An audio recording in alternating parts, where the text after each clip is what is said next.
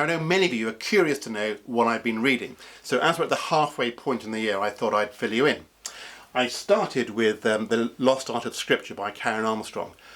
Took me ages, hugely detailed and in-depth, but it's worth reading. It's worth persevering with.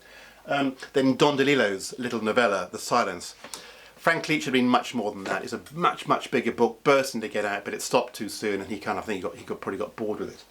Then I read the LA Quartet by Elroy. Yes, I know I'm late to the party, I know you've all read it, and I know you've all watched the movies, but I've only just started. Cracking read, very violent, but I really enjoyed them.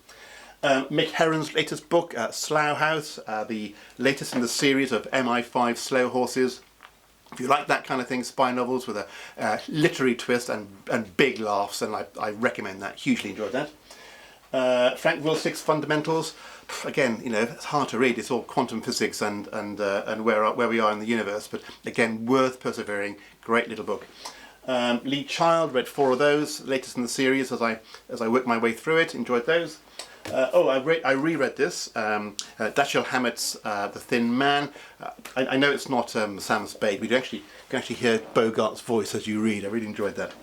But there are 4 I wanted to mention to you, which I really enjoyed. The first is this biography of Clement Atlee by John Bew.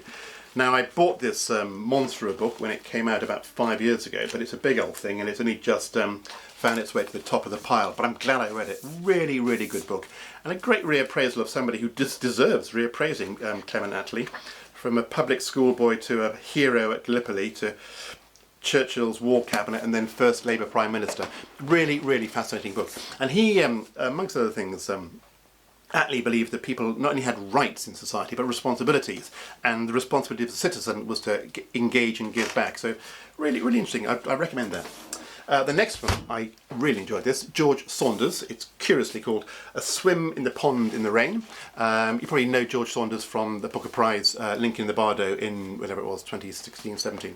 Anyway, he teaches creative writing at Syracuse, and this book is a collection of Russian short stories by Gogol, Tolstoy, Turgenev, and he reprints the short stories, and then he talks about them. And the way he writes is indeed the way he talks about them. So it is very much probably his lecture notes. But it's brilliant because he kind of unpicks the story by helping you understand how the story has been written, what the characters are trying to do. And he's so observant. It makes you stop and realise the craft and the thinking that goes into this sort of writing. But at the same time, it's also a philosophy of life and a philosophy of reading. So if you're curious about how to write and how to read, I would hugely recommend this book. It's great. This one's quite similar. Notes from Deep Time by Helen Gordon. This is a book about geology and fossils, and but it's more than that. It's part travelogue, it's part biography, it's part philosophy, and she also is a professor of creative writing.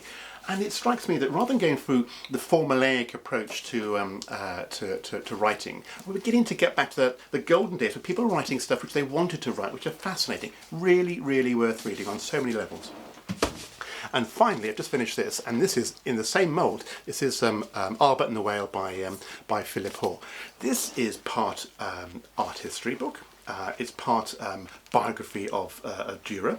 It's part literary commentary on German writers and the impact that he had. It's part philosophy, it's part biography, and it's part travelogue. It's brilliant. It's also got pictures, which is always quite nice, isn't it? But it's a really fascinating book. And it just strikes me, as I said, that people are now beginning to realise that this kind of hybrid writing, where you bring more of the person and more of the whole reading around the subject, is what curiosity is all about. So I think more of this sort of book is what I would recommend. Commonplace books almost. Fascinating. Hugely recommend it. And finally, I did have time to reread Leading from Home by Tim Johns. Always worth a read. I think it's a cracking book. Anyway, happy reading.